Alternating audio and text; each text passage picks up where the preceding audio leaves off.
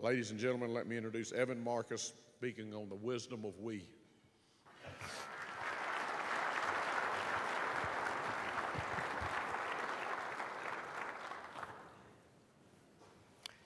want to introduce you to a book called Good to Great. Anybody familiar with this? Awesome. It's amazing. This book has sold about 3 million copies. And it's rare how often I'll come and I'll mention the book and very few people will raise their hand. I'm wondering who's reading the book. So you guys are more than anyone I've ever met that actually said. But for those who are familiar with the book, I love a book that gives you the point of the book right in the beginning. And he does a brilliant job of it. The gentleman's name is Jim Collins. He lives right up the road here in Boulder, Colorado. He was a professor in Stanford for many years in an MBA program. But I want you to read just the opening paragraph of the book, Good to Great, because to me this says it all. He says, good is the enemy of great. Good is the enemy of great. And that is one of the key reasons why we have so little that becomes great. We don't have great schools, principally because we have good schools. We don't have great government, principally because we have good government.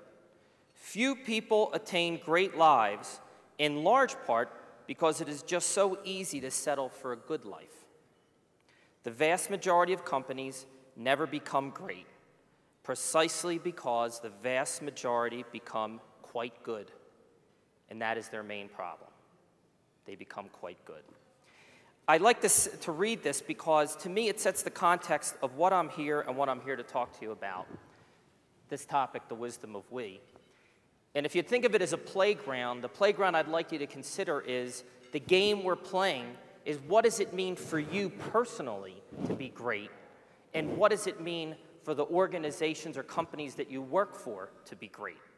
And so that's the game I want to play with you today. And the wisdom of we is a sliver. It's like one of the elements on the playground. You know, the playground has slides and swings and all these different things.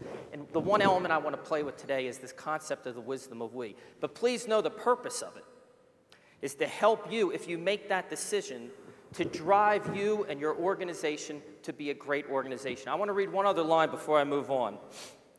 By the way, it is a great book if you get a chance to read it. He gets a lot into leadership. He gets into the nuts and bolts of organizations. It really is a terrific read.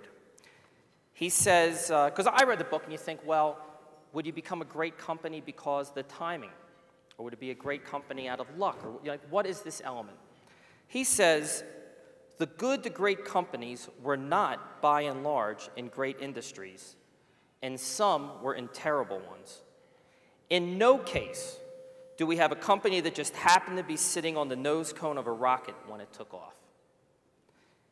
And this is what I hope. I mean, when I come to sessions like this, and I'm sitting where with you are, my hope is I can take one nugget away with me. And aside from everything I'm going to say today, to me, I think, if nothing else, this is the nugget to take. And this is what he says.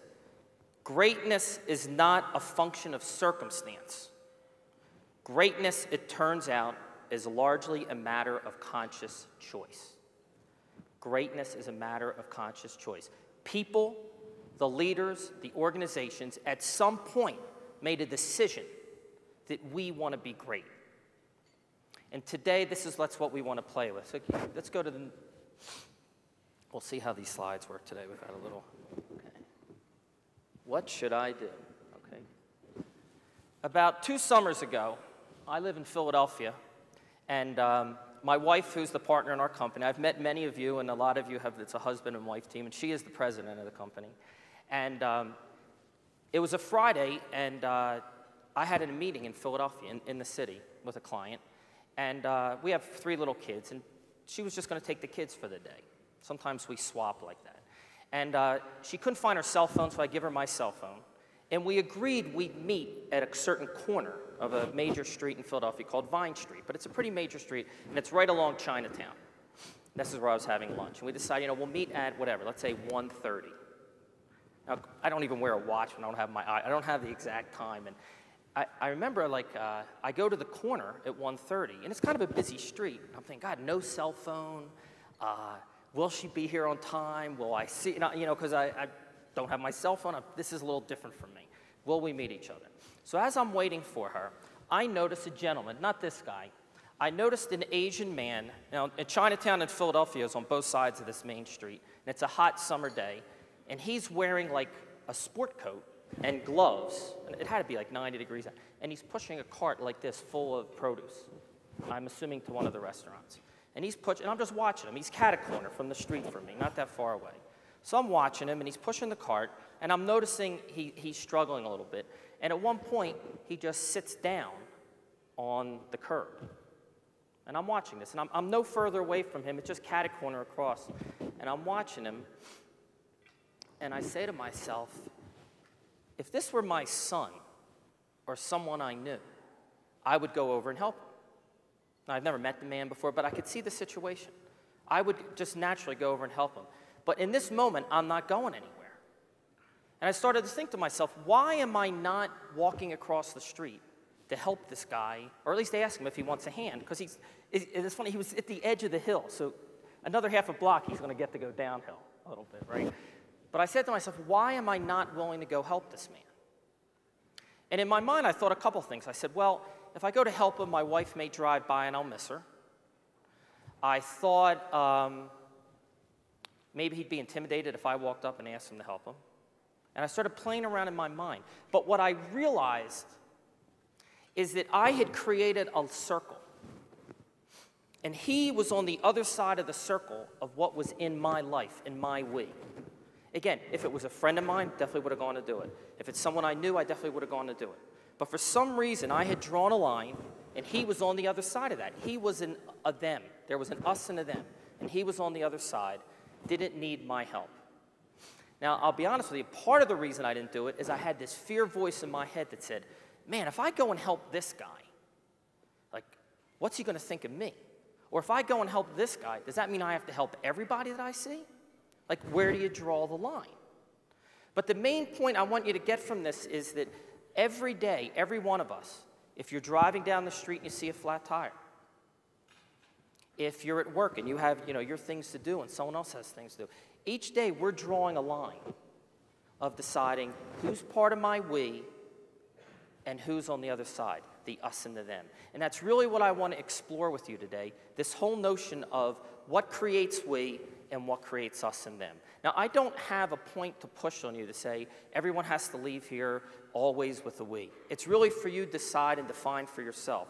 But the main point, I hope, is that you'll see that it's in your mind, this decision of what's us and them and what's we.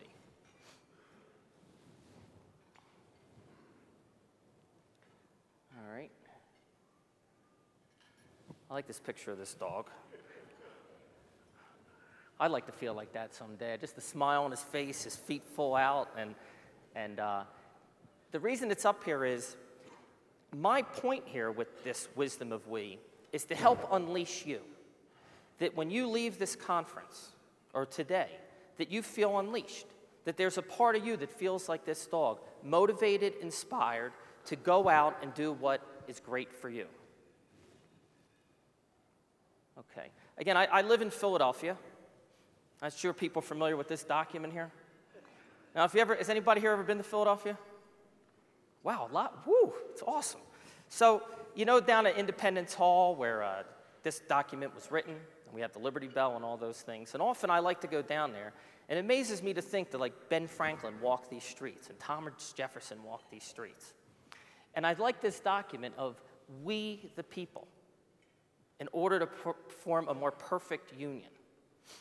That they had a sense of that we had to create a vision that would bring disparate people together. This part of we, having a vision, is a really important part of this thing. Now, it's interesting, if you study any of this, a lot of these guys had their own self-interest.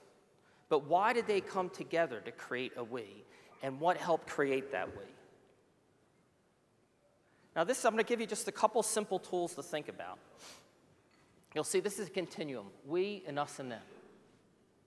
And my contention is that we are always on this continuum.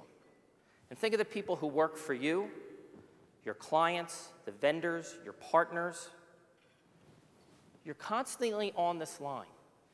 And every decision we make, every action we take, all the words that you use at any given moment are either moving you and the people you're with closer to we or towards us and them. Every action. Even the language that we use. And often we use language like, those guys over there. Or the actions that we take, to the extent you're willing to help somebody in a moment.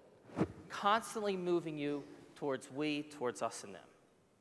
Now, what I'd like you to do is just take a moment at your table, because part of this, and the purpose how this is going to lead to some workshops that we're doing later, is how do we create a more robust sense of we within your organization, right here in this association? How do we create a greater sense of? So what I'd like you to do is just, you can partner with someone at your table, right? And what I'd like to do is tell a story to each other of a time in your life when you felt part of a we experience.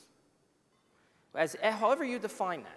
It could have been a sports team when you were a kid. It could be a lemonade stand with your kid. It could be something with your organization right now. It could have been a cleanup that you're on. Whatever the story is, sometime